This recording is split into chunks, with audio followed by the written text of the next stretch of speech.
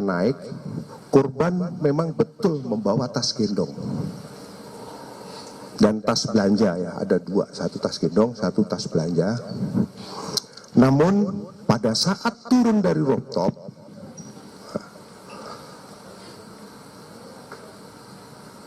korban sudah tidak membawa tas gendongnya kembali maupun tas belanjanya. Jadi pada saat naik membawa, pada saat turun itu korban sudah tidak membawa lagi. Selanjutnya, ini pada saat turun korban sudah tidak membawa nih. Yang di tengah ya, rekan-rekan sekalian. Nah, ini yang di tengah, ini terlihat korban sudah tidak membawa tas ini. 23.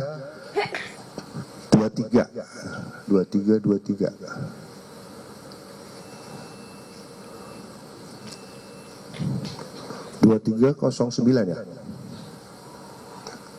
Ulangi 2309 ini pada saat turun sudah tidak membawa tas lagi maupun tas gendong maupun tas belanjaan, sehingga masih terlihat lagi di bawah yang sebelah sana pun masih terlihat 2312 itu di bawah dekat pintu keluar.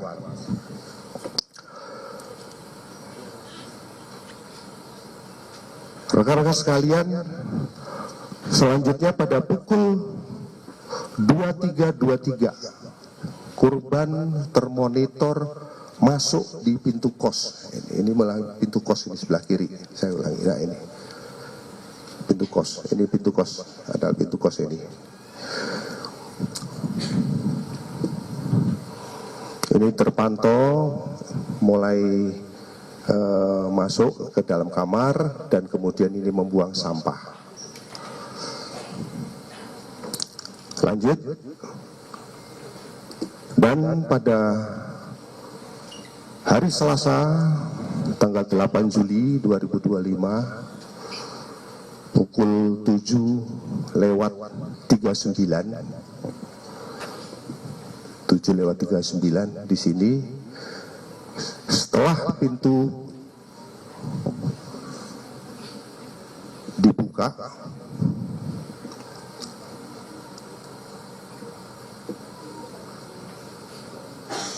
baru ditemukan meninggal.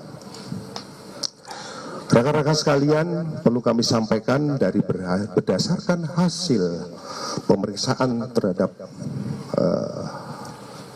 file CCTV yang dilakukan oleh Laboratorium Digital Forensik,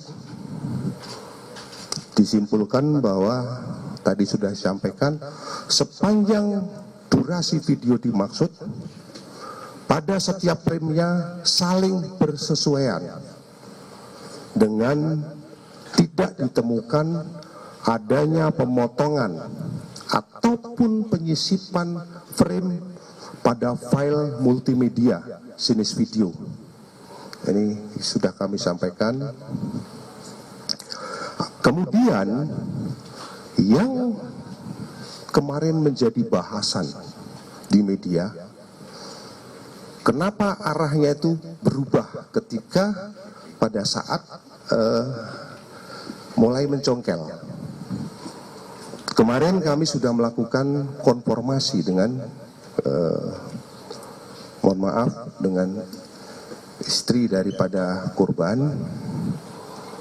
terkait dengan CCTV kenapa bergeser.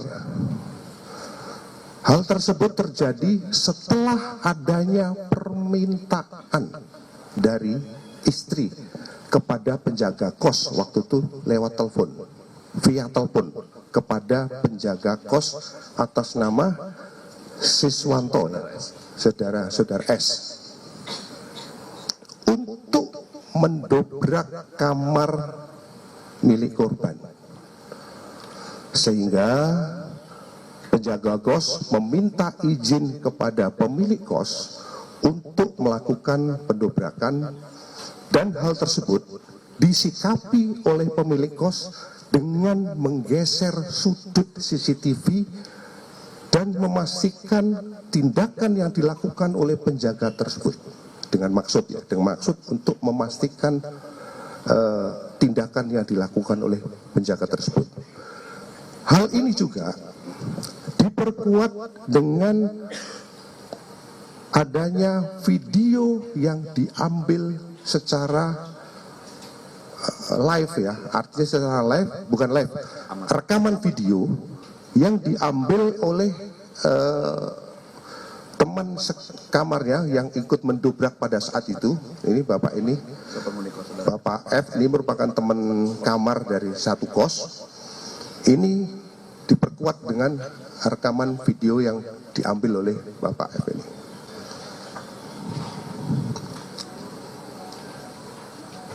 Rekan-rekan sekalian, itu dari analisis terhadap CCTV yang kita kumpulkan.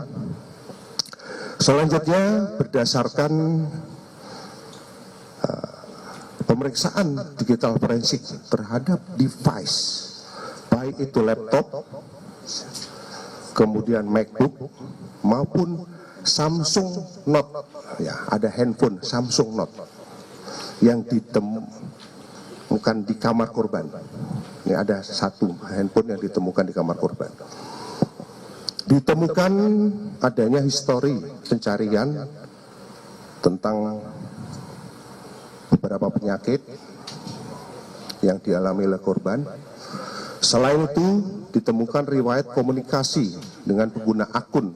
Tadi sudah disampaikan oleh tim dari digital forensik.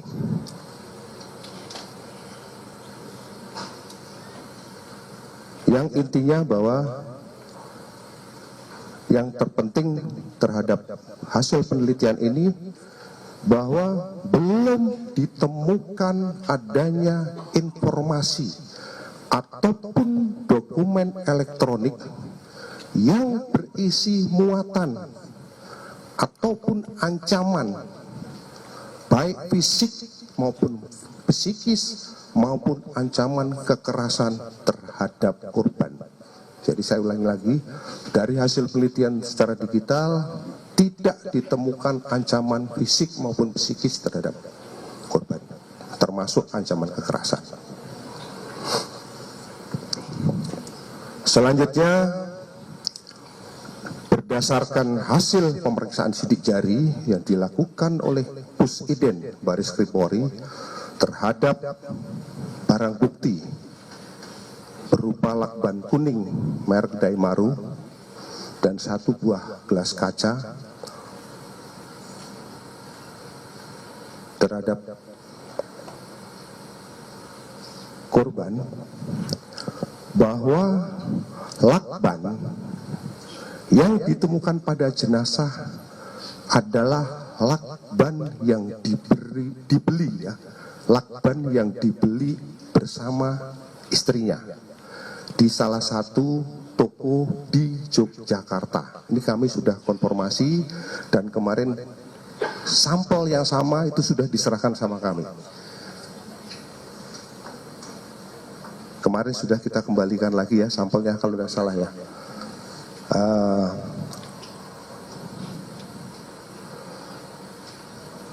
Di mana lakban tersebut itu dibeli tahun 2000, dibeli sekitar bulan Juni tahun 2025.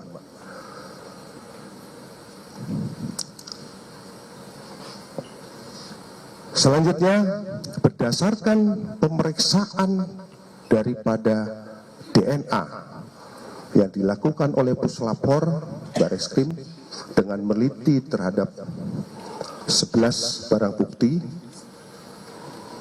dan melakukan uji terhadap barang bukti yang ada,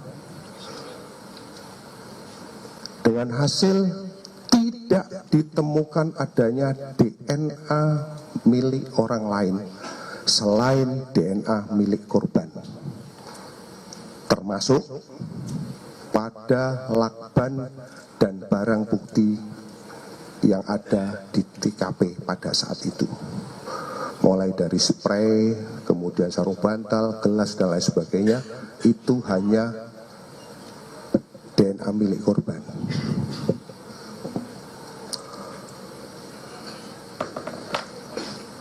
Selanjutnya, berdasarkan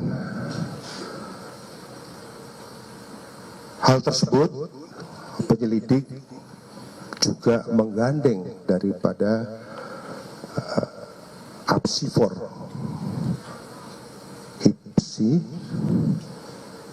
untuk melakukan pemeriksaan secara psikologi forensik, baik kepada keluarga, kepada rekan-rekan kerja yang mungkin bisa atasan, bisa teman kecil dan lain sebagainya, termasuk orang-orang yang berhubungan pada saat itu. Dari hasil pemeriksaan tersebut,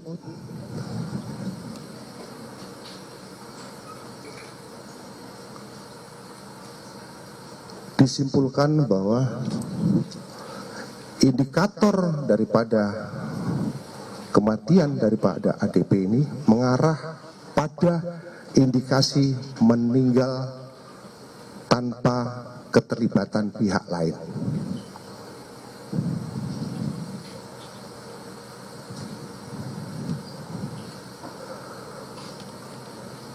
Selanjutnya, dari hasil pemeriksaan terhadap toksikologi yang dilakukan oleh Puslapor Baris Krim Polri terhadap sampel-sampel organ yang sudah setelah dilakukan otopsi, baik itu dari otak, empedu, limpa, hati, ginjal, lambung, darah, dan urin, ditemukan adanya kandungan parasetamol dan klorperiphenylamin atau yang sering disebut CTM. Hal ini sesuai dengan temuan barang bukti berupa obat-obatan yang ditemukan oleh penyelidik. Selanjutnya,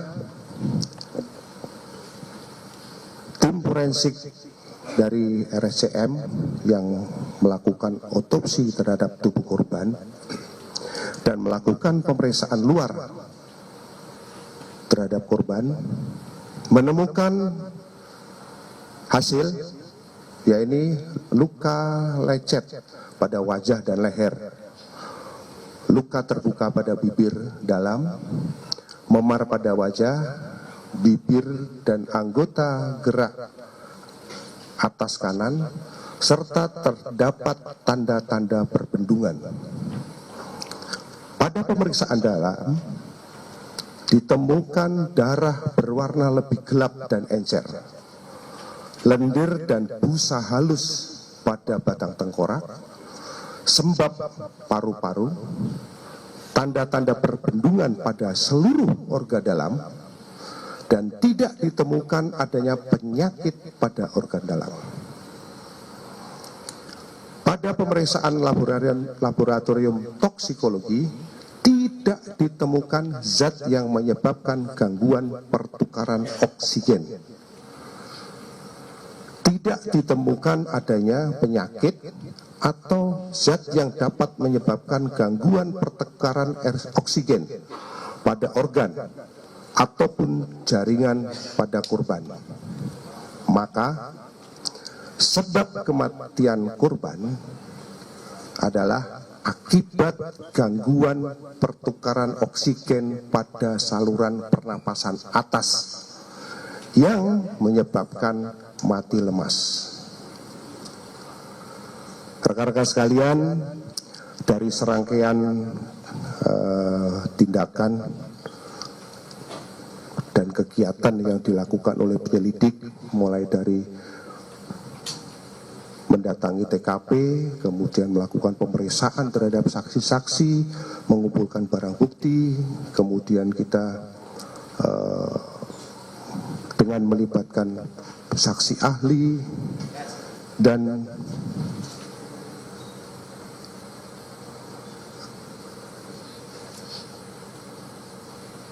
pada kesempatan yang baik ini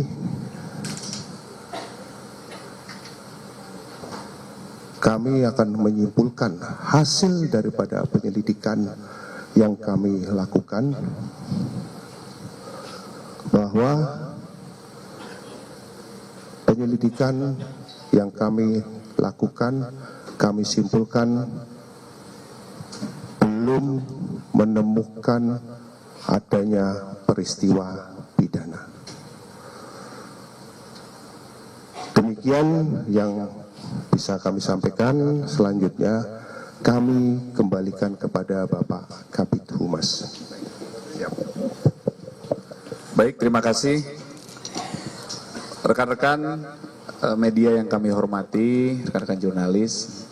Selanjutnya kami persilahkan rekan-rekan untuk melakukan pendalaman terkait dengan apa yang sudah dijelaskan oleh beberapa